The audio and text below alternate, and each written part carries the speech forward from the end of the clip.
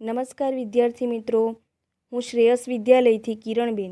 આજે આપણે ધોરણ 12 કોમર્સ વિષય અર્થશાસ્ત્ર વિષયાંક પ્રકરણ 5 ગરીબી ભાગ 1, જેમાં વિદ્યાર્થી મિત્રો આપણે ગરીબી એટલે શું, ગરીબીનું સ્વરૂપ, જેમાં નિરપેક્ષ ગરીબી અને સાપેક્ષ ગરીબી વિશે આપણે વિસ્તૃત ચર્ચા કરીશું. તો વિદ્યાર્થી મિત્રો, આ પ્રકરણમાંથી બોર્ડની પરીક્ષામાં તમને કુલ 10 ગુણનું પૂછાય છે, જેમાંથી 1 ગુણના વિકલ્પ, 1 ગુણના 2 પ્રશ્ન, ત્યારબાદ 2 ગુણનો 1 પ્રશ્ન અને 5 ગુણનો 1 પ્રશ્ન તમને પૂછાય છે.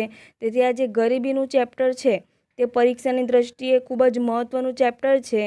તો હવે આપણે ગરીબી એટલે શું તે વિશે વિસ્તૃત ચર્ચા કરીશું. વિદ્યાર્થી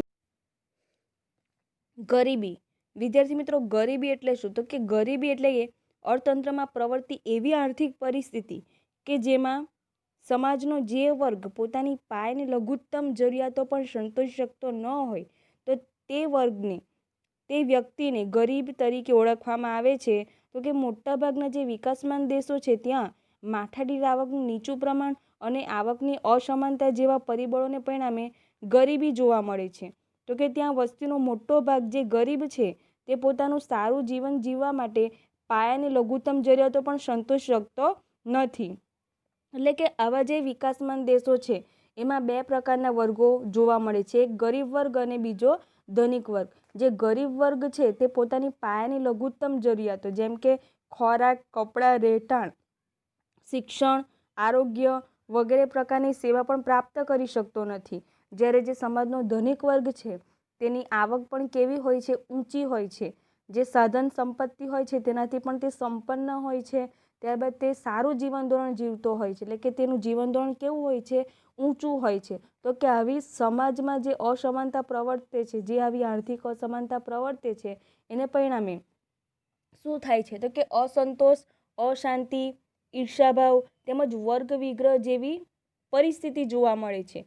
અને તેને પરિણામે સમાજમાં જે અસામાજિક તત્વો છે તે પણ જોવા મળે છે, જેમ કે ચોરી, લૂંટફાટ, હડતાલ, બરાબર, આ પ્રકારની પરિસ્થિતિ જોવા મળે છે. તો માનવ વિકાસ અહેવાલ 1997 મુજબ આર્થિક વિકાસ તે સાધન છે અને માનવ વિકાસ તે ધ્યેય છે.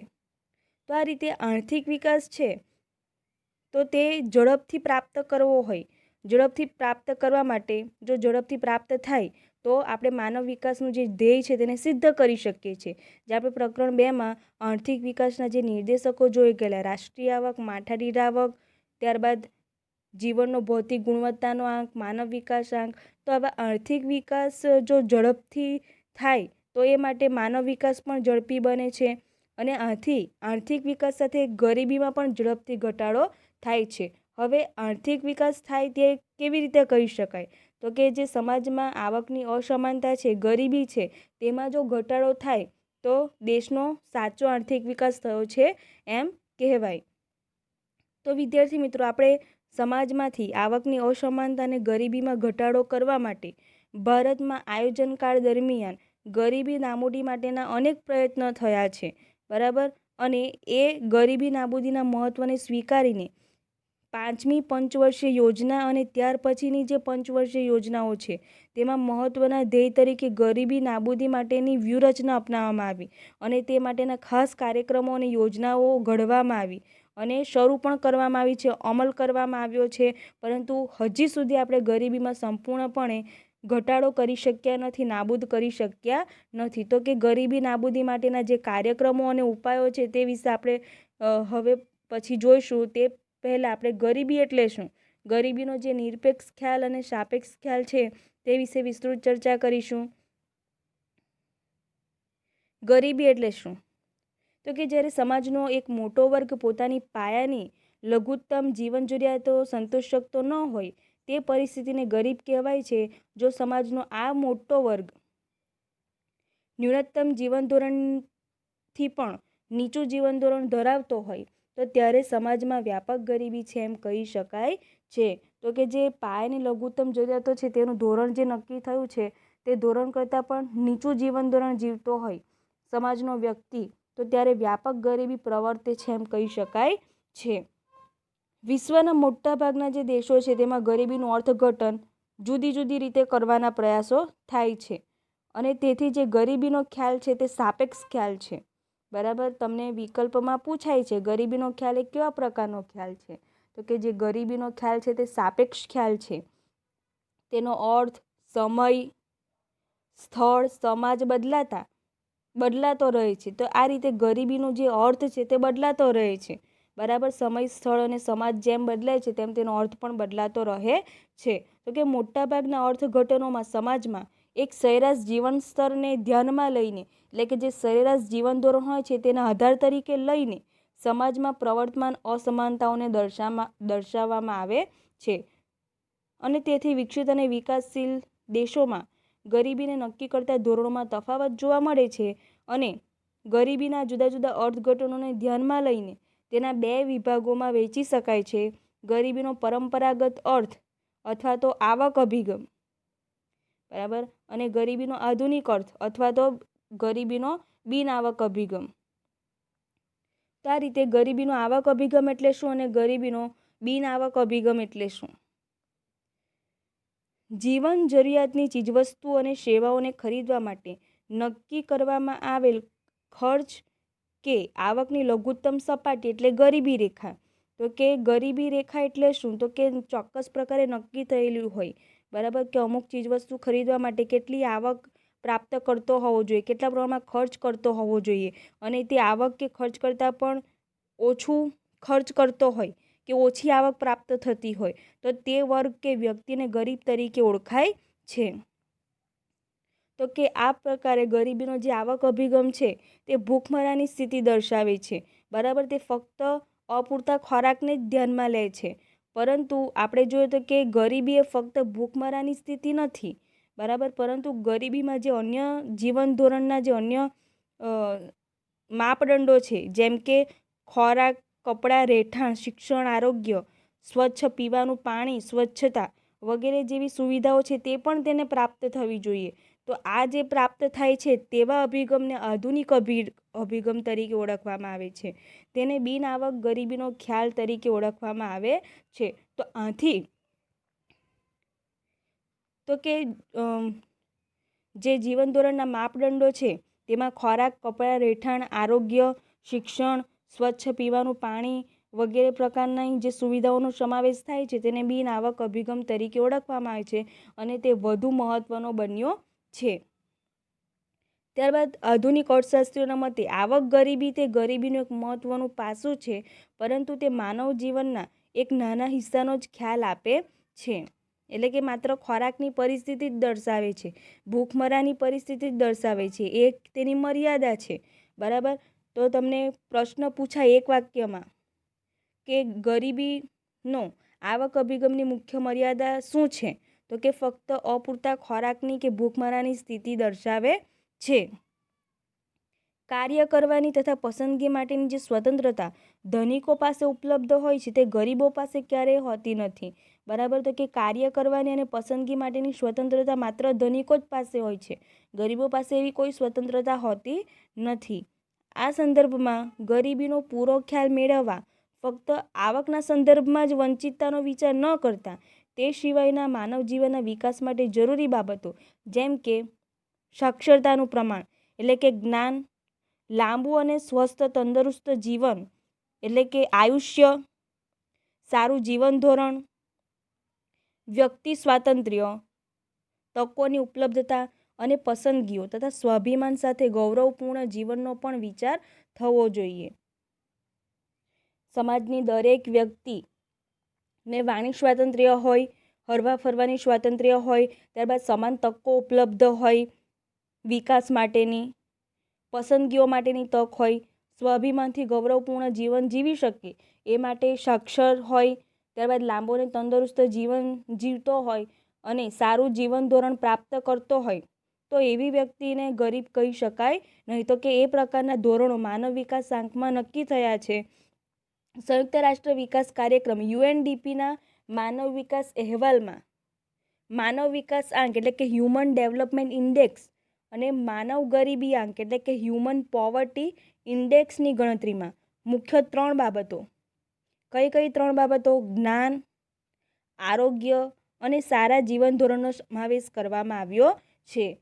તો અહીં જે માનવ વિકાસ અહેવાલ છે તેમાં મુખ્યત્વે 3 બાબતોનો સમાવેશ કરવામાં આવ્યો છે, જેમાં જ્ઞાન એટલે કે સાક્ષરતાનું પ્રમાણ, સારું આરોગ્ય, બરાબર, ત્યારબાદ સારા જીવન ધોરણનો ખ્યાલ, એનો સમાવેશ કરવામાં આવ્યો છે.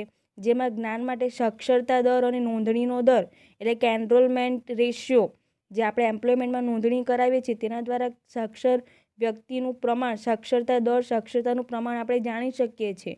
આરોગ્ય માટે જન્મ સમય અપેક્ષિત આયુષ્ય, જન્મ સમયનું અપેક્ષિત આયુષ્ય કેટલું છે તે આરોગ્યની પરિસ્થિતિ દર્શાવે છે. અને સારા જીવન ધોરણ માટે માથાદીઠ કુલ ગૃહ ઉત્પાદનનો સમાવેશ કરવામાં આવ્યો છે. તો આ જે અપેક્ષિત આયુષ્ય, સારું જીવન ધોરણ કોને કહી શકાય, જે આપણે પ્રકરણ 2માં જોઈ ગયા, બરાબર. જે આર્થિક વિકાસના નિર્દેશકો હતા એ નિર્દેશકોમાં આપણે જોઈ ગયા, બરાબર. તો હવે ગરીબીનું સ્વરૂપ, મહત્વનો પ્રશ્ન છે. ગરીબીના સ્વરૂપો જે 2 વિભાગોમાં વિભાજિત કરવામાં આવ્યા છે, નિરપેક્ષ ગરીબી અને સાપેક્ષ ગરીબી. તો વિદ્યાર્થી મિત્રો, નિરપેક્ષ ગરીબી એટલે શું અને સાપેક્ષ ગરીબી એટલે શું?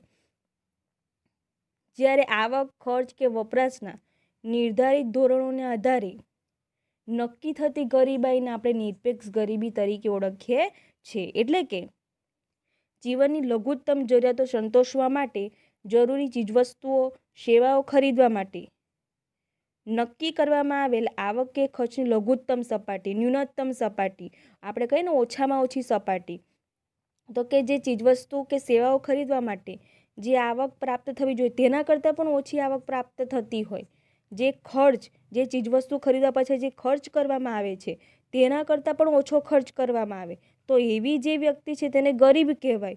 અને એવો જે વર્ગ છે તેને ગરીબી રેખા તરીકે ઓળખવામાં આવે છે.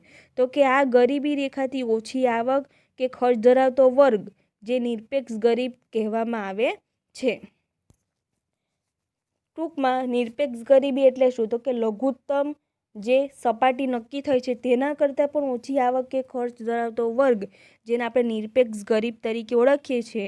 નિરપેક્ષ ગરીબી સંપૂર્ણ ગરીબી તરીકે પણ ઓળખાય છે. નિરપેક્ષ ગરીબીના ખ્યાલથી અર્થતંત્રમાં ગરીબી રેખા હેઠળ જીવતા ચોક્કસ વર્ગને નક્કી કરી શકાય છે અને આ ખાસ ગરીબ વર્ગની ગરીબી ઘટાડવાના લક્ષ્યાંક આધારિત ચોક્કસ નીતિઓ ઘડી શકાય છે. તો આ રીતે અર્થતંત્રમાં ગરીબી રેખા હેઠળ જીવતા વ્યક્તિઓ કેટલા છે, કેટલું પ્રમાણ છે તેના આધારે આપણે ગરીબી ઘટાડવા માટેના પ્રયાસો કરી શકીએ છીએ, કાર્યક્રમો ઘડી શકીએ છીએ, બરાબર. અને એ દ્વારા ગરીબી નાબૂદી આપણે કરી શકીએ છીએ. તો વિદ્યાર્થી મિત્રો, ગરીબી રેખાના જે માપદંડો નક્કી થયા છે એ માપદંડો વિશે આપણે ચર્ચા કરીશું. તો વિદ્યાર્થી મિત્રો, જ્યારે આયોજનની શરૂઆતના તબક્કામાં જે ગરીબી માટેના જે પાયાના ધોરણો હતા, જેમાં આપણી જે પાયાની જરૂરિયાત હતી ખોરાક, કપડાં, રહેઠાણ, તો એમાં ખોરાકમાં કેટલી કેલેરી મળવો જોઈએ, ખોરાકમાંથી આપણને કેટલી કેલેરી પ્રાપ્ત થવી જોઈએ તે નક્કી થયું હતું. તો એના માપદંડો કયા પ્રકારે નક્કી થયા હતા?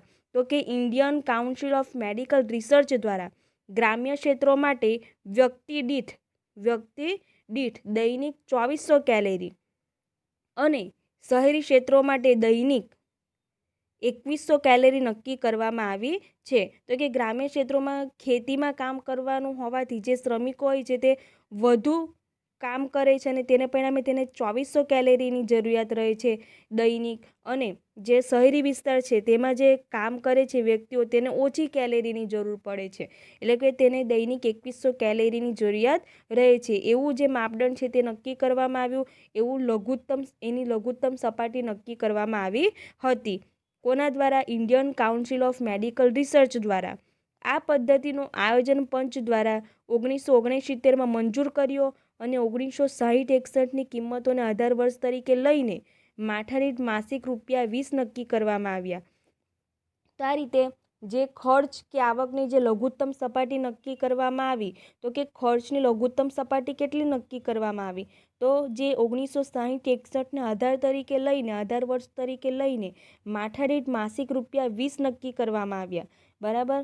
એ ઉપરાંત જે દાંડી કર અને રથે આ કાર્ય પદ્ધતિના આધારે ગ્રામ્ય ક્ષેત્રો માટે 1960-61ની આધાર કિંમતે માથાદીઠ માસિક ₹15 અને શહેરી ક્ષેત્રો માટે માથાદીઠ માસિક ₹22.5 નક્કી કર્યો હતો. તો કે જે દાંડેકર અને રથે હતા તો કે તેમણે ગ્રામ્ય ક્ષેત્રો માટે 1960-61ના આધાર વર્ષ તરીકે લઈને ગ્રામ્ય ક્ષેત્રો માટે ₹15 અને શહેરી ક્ષેત્રો માટે માથાદીઠ માસિક ₹22.5 નક્કી કર્યો હતો માથાદીઠ માસિક ખર્ચ.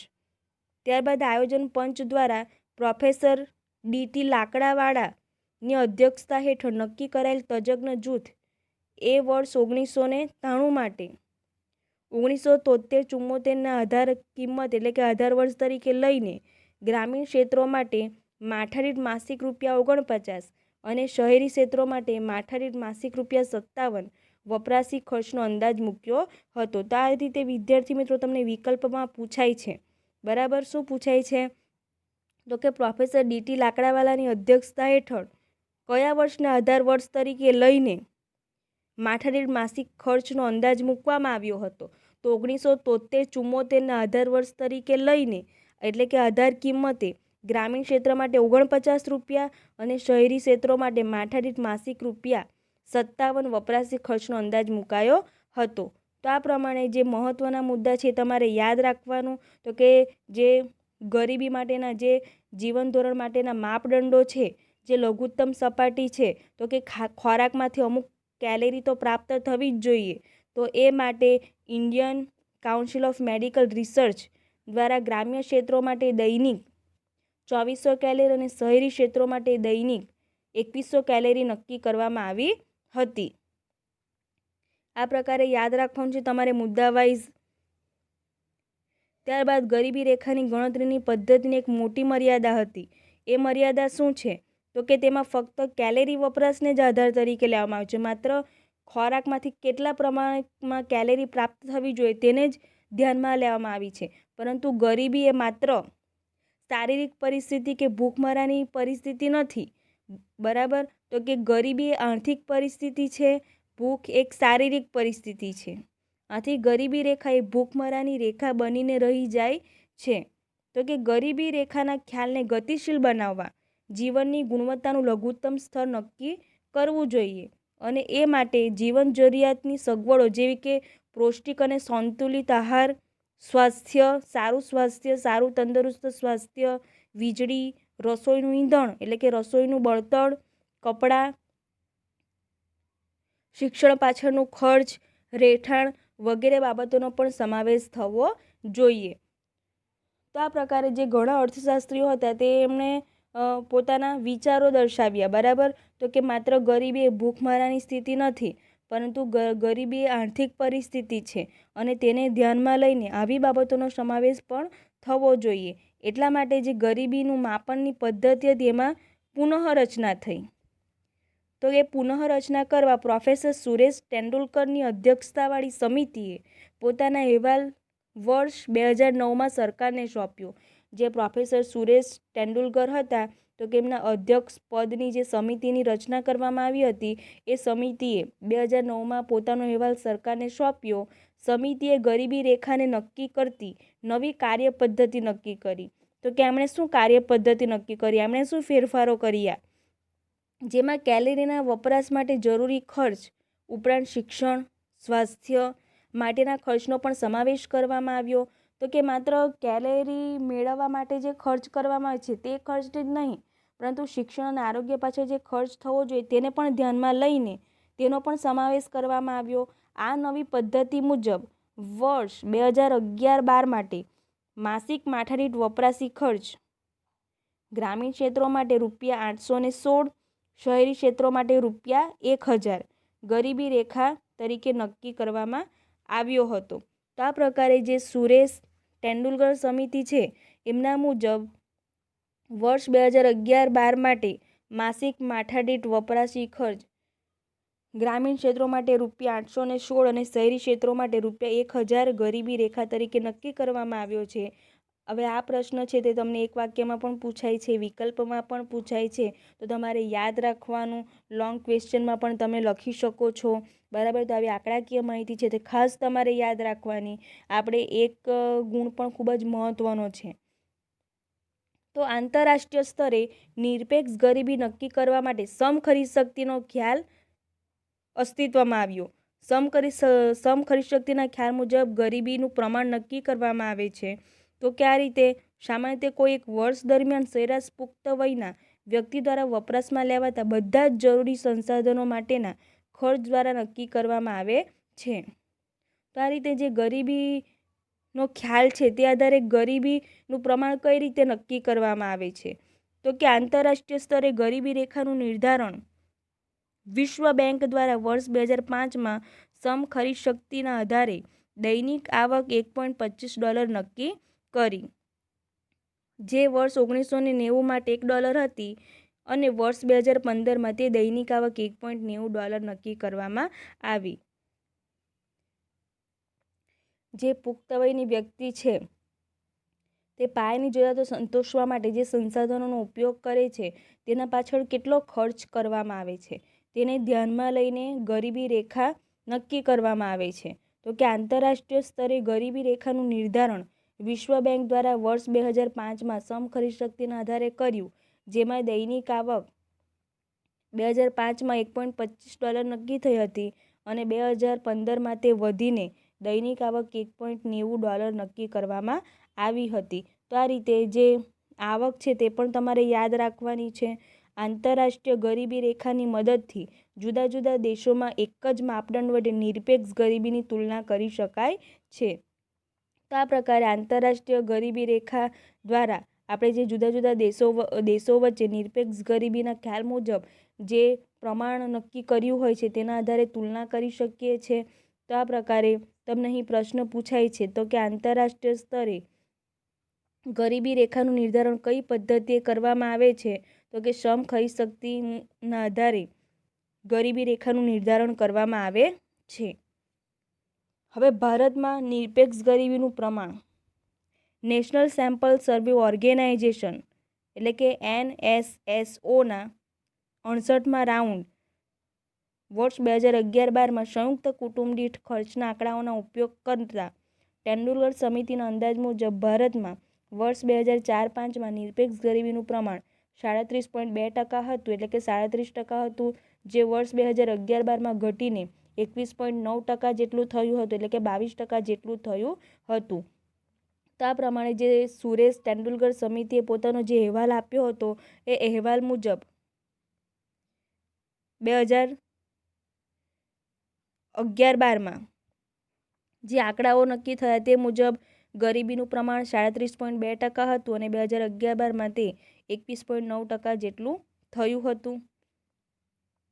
અહીં તમને કોષ્ટકમાં ટકાવારી પ્રમાણ આપ્યું છે ગ્રામ્ય ક્ષેત્રમાં અને શહેરી ક્ષેત્રમાં 2004-05માં ટકાવારી અને 2011-12માં ટકાવારી. તો કે ગ્રામ્ય ક્ષેત્રે જે 41.8% હતું તે ઘટીને 25.7% થઈ. શહેરી ક્ષેત્રે જે 25.7 હતું તે ઘટીને 23.7 થયું. સમગ્ર ભારતની વસ્તીની જો વાત કરીએ તો 2004માં 37.2%થી ઘટીને 21.9 જેટલું થયું. તો આ આર્થિક સર્વે 2015-16 મુજબ આંકડાકીય માહિતી આપણને પ્રાપ્ત થાય છે. ભારતમાં રાજ્યવાર નિરપેક્ષ ગરીબીનું પ્રમાણ, તો અહીં રાજ્યવાર ગરીબીનું પ્રમાણ તમને આપવામાં આવ્યું છે. કયા રાજ્યોમાં ગરીબીનું પ્રમાણ કેટલા ટકા છે તો તે અહીં આપ્યું છે. તમને વિકલ્પમાં પૂછાય છે, એક વાક્યમાં પૂછાય છે. બરાબર. તો કે આયોજન પંચના 2011-12ના અંદાજોના આધારે રાજ્યવાર ગરીબીનું પ્રમાણ અહીં આપવામાં આવ્યું છે, જે મુજબ ગોવા, કેરળ, હિમાચલ પ્રદેશ, સિક્કિમ, પંજાબ અને આંધ્રપ્રદેશ જેવા રાજ્યોમાં 10%થી પણ ઓછી વસ્તી છે જે ગરીબી હેઠળ જીવે છે. એ ઉપરાંત જમ્મુ કાશ્મીર, હરિયાણા, તમિલનાડુ, ગુજરાત, રાજસ્થાન, મહારાષ્ટ્ર, ત્રિપુરા, નાગાલેન્ડ અને મેઘાલય જેમાં 10%થી 20% ગરીબી જોવા મળે છે. પશ્ચિમ બંગાળ, મિઝોરમ, કર્ણાટક, ઉત્તર પ્રદેશ જેવા રાજ્યોમાં 20થી 30% જેટલી ગરીબી જોવા મળે છે. એ ઉપરાંત મધ્યપ્રદેશ, અસમ, ઓડિશા, બિહાર, અરુણાચલ પ્રદેશ, મણિપુર, ઝારખંડ, છત્તીસગઢ જેવા પ્રદેશોમાં 30થી 40% ગરીબી જોવા મળે છે. તો આ પ્રકારે સૌથી વધુ ગરીબી મધ્યપ્રદેશ, અસમ, ઓડિશા, બિહાર, અરુણાચલ પ્રદેશ, મણિપુર, ઝારખંડ અને છત્તીસગઢમાં જોવા મળે છે. તમને વિકલ્પ આપેલા હોય છે જુદા જુદા કે સૌથી વધુ ગરીબી કયા રાજ્યમાં જોવા મળે છે. તો કે આ જે રાજ્યો છે તેમાંથી કોઈ પણ એક રાજ્ય આપ્યું હોય છે તો છત્તીસગઢ આવશે. ત્યારબાદ તમને જે વિવિધ રાજ્યો છે સૌથી ઓછી ગરીબી ક્યાં જોવા મળે છે તો કે ગોવા, કેરળ, હિમાચલ પ્રદેશ, સિક્કિમ, પંજાબ અને આંધ્રપ્રદેશ. વિકલ્પમાં તમને કોઈ પણ એક વિકલ્પ આપ્યો હશે, બરાબર, તો તે તમારે સાચો વિકલ્પ પસંદ કરવાનો.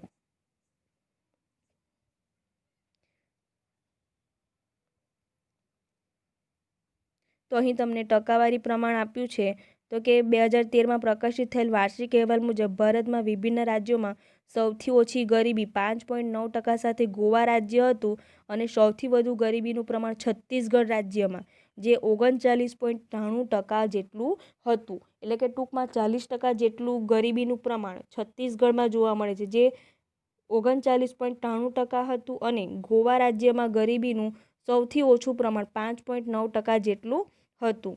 ત્યારબાદ સાપેક્ષ ગરીબી આપી છે. આપણે નિરપેક્ષ ગરીબી વિશે ચર્ચા કરી ગયા. તો હવે સાપેક્ષ ગરીબી એટલે શું? વિદ્યાર્થી મિત્રો, આપણે નિરપેક્ષ ગરીબી વિશે ચર્ચા કરી ગયા. તો કે નિરપેક્ષ ગરીબીમાં લઘુત્તમ વપરાશી ખર્ચ કે લઘુત્તમ આવકને ધ્યાનમાં લેવામાં આવે છે. પરંતુ જે સાપેક્ષ ગરીબીનો ખ્યાલ છે તે જુદા જુદા વર્ગો વચ્ચે આવકની જે અસમાન વહેંચણી થયેલી હોય છે તેને ધ્યાનમાં લેવામાં આવે છે. તો કે જે સમાજની જે જુદી જુદી આવક ધરાવતી વ્યક્તિઓ છે તેને જુદા જુદા વર્ગોમાં વિભાજિત કરવામાં આવે છે અને એને આધારે જે આવકની અસમાનતા છે તેના આધારે સાપેક્ષ ગરીબી માપવામાં આવે છે. તો કે આ રીતે અર્થતંત્રમાં આવકની વહેંચણીમાં અસમાનતા જોવા મળે છે ત્યારે ઓછી આવકવાળો વર્ગ વધુ આવકવાળા વર્ગની તુલનાએ સાપેક્ષ ગરીબ છે એમ કહેવાય. તો વિદ્યાર્થી મિત્રો, સાપેક્ષ ગરીબ એટલે શું? તો કે સમાજમાં જે આવકની અસમાનતા જોવા મળે છે તેને પરિણામે જુદા જુદા વર્ગોમાં વિભાજિત કરવામાં આવે છે ત્યારે ઓછી આવકવાળો વર્ગ છે તે વધુ આવકવાળા વર્ગની તુલનાએ સાપેક્ષ ગરીબ છે એમ કહેવાય. ટૂંકમાં જે ઓછી આવકવાળો વર્ગ છે તે સાપેક્ષ ગરીબ છે એમ કહેવાય. તો એમાં સાપેક્ષ ગરીબીના અભ્યાસ માટે જે સમાજના લોકો છે તે જુદી જુદી આવક પ્રાપ્ત કરતા હોય છે, આવકની અસમાન વહેંચણી થયેલી હોય છે. તો આવા જે સમાજના વ્યક્તિઓ છે તેને જુદા જુદા જૂથોમાં વિભાજિત કરવામાં આવે છે, જુદા જુદા વર્ગોમાં વિભાજિત કરવામાં આવે છે અને આ રીતે જુદા જુદા વર્ગોમાં વિભાજિત કરીને તેમની આવકના આધારે તેમને જુદા જુદા વર્ગોમાં વિભાજિત કરીને તુલના કરવામાં આવે છે અને તેની સરખામણીએ કઈ જૂથની વ્યક્તિ ગરીબ છે તે નિર્ધારિત કરવામાં આવે છે. તો કે એક દલીલ એવી પણ કરવામાં આવી છે ભારત માટે કે ઝડપથી વિકસતા રાષ્ટ્ર તરીકે જે ગરીબીનો અભ્યાસ આપણે નિરપેક્ષ ગરીબીના આધારે કરીએ છીએ તો કે નિરપેક્ષ ગરીબીના આધારે નહીં પરંતુ સાપેક્ષ ગરીબીના આધારે ગરીબી રેખાનો ખ્યાલ રજૂ થવો જોઈએ. તો કે જે આવકની અસમાન વહેંચણી છે તેના સંદર્ભમાં સાપેક્ષ ગરીબી મુજબ ગરીબીનો અભ્યાસ થવો જોઈએ. અહીં આપણને કોષ્ટક આપવામાં આવ્યું છે, કાલ્પનિક કોષ્ટક છે જેમાં જૂથો આપ્યા છે અને આવક જૂથ એટલે કે રૂપિયામાં આપ્યા છે. તો કે કયા જૂથની કેટલી આવક છે તે તમને અહીં કોષ્ટકમાં આપવામાં આવી છે. જૂથ 1 છે જે 0થી 30,000ની આવક ધરાવે છે. જૂથ 2 30,000થી 1 લાખની આવક ધરાવે છે. જૂથ 3 જે 1 લાખથી 3 લાખની આવક ધરાવે છે. જૂથ 4 જે 3 લાખથી 10 લાખની આવક ધરાવે છે અને જૂથ 5 તે 10 લાખથી વધુ આવક ધરાવે છે. તો આ કોષ્ટક પરથી વિદ્યાર્થી મિત્રો આપણે તારણ કાઢી શકીએ છીએ. શું તારણ કાઢી શકીએ છીએ? તો કે જે જૂથ 1ની જે વ્યક્તિઓ જૂથ 1માં જે સમાવેશ થાય છે તે વ્યક્તિઓ જૂથ 5ની તુલનાએ સાપેક્ષ ગરીબ કહી શકાય છે. એ જ રીતે જૂથ 5માં જે સમાવિષ્ટ વ્યક્તિઓ છે તેના કરતાં જૂથ 1, જૂથ 2, જૂથ 3 અને જૂથ 4માં સમાવિષ્ટ વ્યક્તિઓ સાપેક્ષ ગરીબ છે એમ કહી શકાય. એ જ રીતે જૂથ 4માં જે સમાવિષ્ટ વ્યક્તિઓ છે તેની તુલનાએ જૂથ 1, જૂથ 2, જૂથ 3માં જે સમાવિષ્ટ વ્યક્તિઓ છે તે સાપેક્ષ ગરીબ તરીકે ઓળખાય છે કારણ કે જૂથ 4 છે તેના કરતાં જૂથ 1, જૂથ 2 અને જૂથ 3ની આવક કેવી છે? ઓછી છે, બરાબર. એટલે કે ઓછી આવકવાળો જે વર્ગ છે જે જૂથ છે તે સાપેક્ષ ગરીબ તરીકે ઓળખાય છે. એ જ રીતે જૂથ 3ની તુલનાએ જૂથ 1 અને 2, જૂથ 2ની તુલનાએ જૂથ 1 સાપેક્ષ ગરીબ છે એમ કહી શકાય. તો આ પ્રકારે જ્યારે સાપેક્ષ ગરીબીનો ખ્યાલ પૂછે ત્યારે તમારે કોષ્ટક અને તેના દ્વારા સમજૂતી રજૂ કરવાની. તો જે સાપેક્ષ ગરીબી છે તેને માપવા માટેની પદ્ધતિઓ કઈ છે?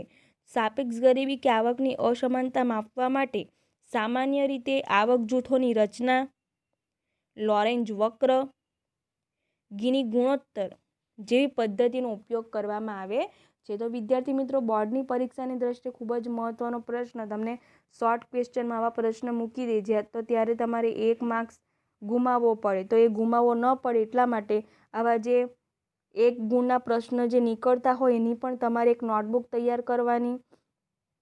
સાપેક્ષ ગરીબી માપવા માટેની પદ્ધતિઓમાં આવક જૂથોની રચના, લોરેન્જ વક્ર અને ગીની ગુણોત્તર જેવી પદ્ધતિનો ઉપયોગ કરવામાં આવે છે. તો વિદ્યાર્થી મિત્રો, આજે આપણે મહત્વના પ્રશ્નોની ચર્ચા કરી, જેમાં ગરીબીના ખ્યાલમાં નિરપેક્ષ ગરીબી અને સાપેક્ષ ગરીબી, ભારતમાં નિરપેક્ષ ગરીબી મુજબ ગરીબીનો અભ્યાસ કરવામાં આવે છે, પરંતુ જે ભારત છે તે ઝડપથી વિકસતું જતું રાષ્ટ્ર છે તેના આધારે કેટલીક દલીલો કરવામાં આવી છે. તો કે સાપેક્ષ ગરીબી મુજબ ગરીબીનો અભ્યાસ થવો જોઈએ, પરંતુ આપણે ત્યાં નિરપેક્ષ ગરીબી મુજબ અભ્યાસ કરવામાં આવે છે. એના આધારે જે આંકડાકીય માહિતી પ્રાપ્ત થઈ છે, તો 2004 અને 5માં જે ગરીબી 37% હતી તે ઘટીને કેટલી થઈ? 22% જેટલી થઈ હતી.